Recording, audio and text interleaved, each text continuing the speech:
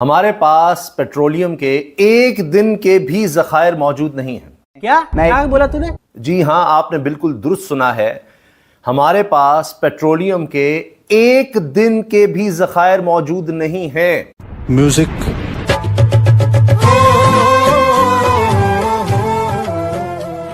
कई मुल्कों ने महीनों के, हफ्तों तो बहुत मामूली बात है, महीनों के जखायर रखे हुए हैं, जबकि हमारे पास एक दिन के भी नहीं है। ससुर, इतना खौफनाक डिसीजन का वक्त है और यहाँ सूरत हाल ये हो रही है कि एक रियलाइजेशन आ गई है कि हमारी पॉलिटिकल लीडरशिप है।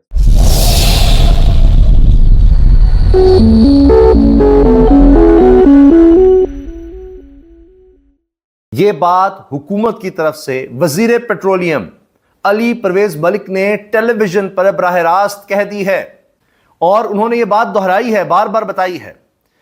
मैं खुद हैरान हुआ। मैंने कहा कि कैसे हो सकता है, इसकी वजह क्या है, क्यों वो इस तरह से कह रहे हैं कि जी हमारे पास तो एक दिन के भी नहीं है। इसकी वजह क्या है? वजह यह है कि वो इतराफ कर रहे हैं कि जी हमने तो IMF की इजाजत से पेट्रोल के ऊपर टैक्स थोड़ा सा कम किया था और उन्होंने 1 महीने की हमें विंडो दी थी, यानी सिर्फ 1 महीने का वक्त दिया था। 1 महीने के लिए हमने कुछ टैक्स कम किया था।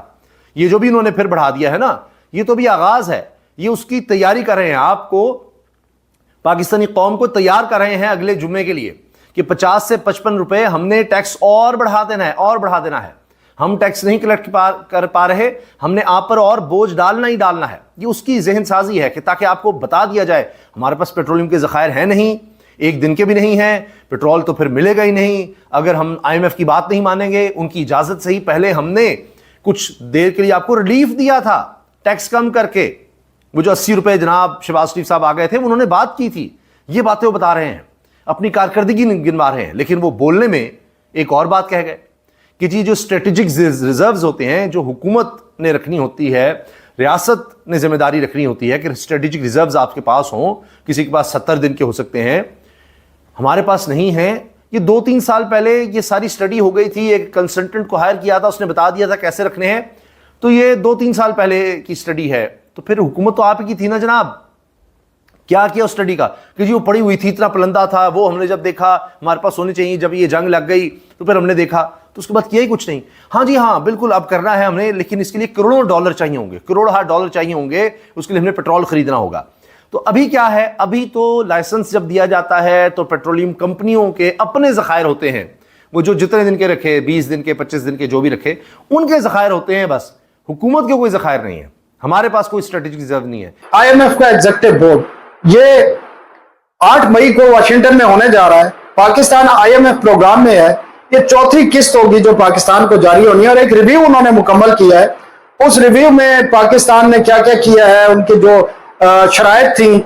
अच्छा, ये मैं आपको बता दूं कि इस प्रोग्राम में अब तक तकरीबन कोई जो है 75 शराइत जो है वो पाकिस्तान पर लागू हो चुकी है और ये पाकिस्तान की हिस्ट्री का सबसे मुश्किल प्रोग्राम है। इस प्रोग्राम की वजह से हाइपर इन्फ्लेशन होया इस मुल्क में, 33% तक अफरात ज़र महंगाई की शरह गई और ऐसी ऐसी शराइत मानी गई जो एक इलेक्टेड लोग सोच भी नहीं सकते थे। मतलब गैस की प्राइसेस अगर खाली देख लें, 1 गो में 1200% बढ़ी। फिर बिजली की कीमतें डबल से भी ज्यादा हुई, आपको सबको पता है और सब एवरीवन फेस कर रहा है। बाकी सेक्टर्स में टैक्स लगाए गए, पेट्रोलियम में पेट्रोल पर PDL इतना बढ़ाया गया, आपका जो रुपया है वो डिवैल्यू हुआ और आज 290, 285, 90 पर वो ट्रेड हो रहा है। तो ये सारा एक सख्त तरीन प्रोग्राम था और उसकी वजह यह थी कि फरवरी 2024 के जो इलेक्शन थे, उसके बाद जब यह हुकूमत इक़्तिदार में आई तो पाकिस्तान टेक्निकली डिफॉल्ट हो चुका था। अगर पाकिस्तान के दोस्त ममालिक के डिपॉजिट निकाल देते तो पाकिस्तान के रिजर्व नेगेटिव में थे। बहरहाल बड़े सख्त किस्म के रिफॉर्म्स किए गए, IMF के से तरले मिलते करके प्रोग्राम लिया गया और अब एग्जीक्यूटिव बोर्ड की मीटिंग में $1.2 बिलियन की अगली किस्त है, वो पाकिस्तान को मिलनी है।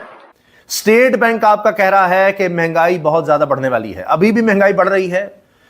जो दादोशुमार आ रहे हैं 7.5% के, स्टेट बैंक कह रहा है कि 7.5% महंगाई की शरह हो गई है बढ़ने की और ये 10% तक जाएगी। 7.3% हो गई है गुज़श्ता में महंगाई की शरह, खदशा है आइंदा माह महंगाई की शरह 10% तक बढ़ जाएगी।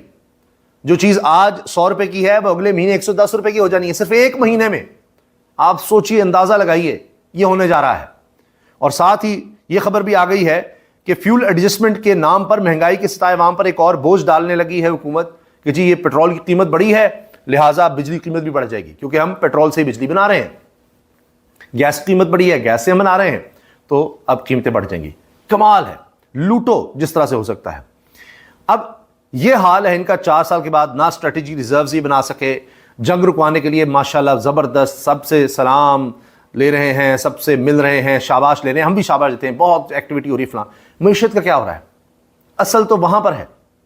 बात यह है कि जंग लड़ी इसलिए जाती है कि अच्छा हमें अमन अमान का खतरा हो गया, मुल्क के लिए मसाइल पैदा हो गए, हमें जंग लड़नी पड़ गई, हमारी मईशत तबाह हो सकती थी। अच्छा, फिर यह भी होती है कि दूसरे की मईशत को खराब करने के लिए भी जंग हो रही होती है।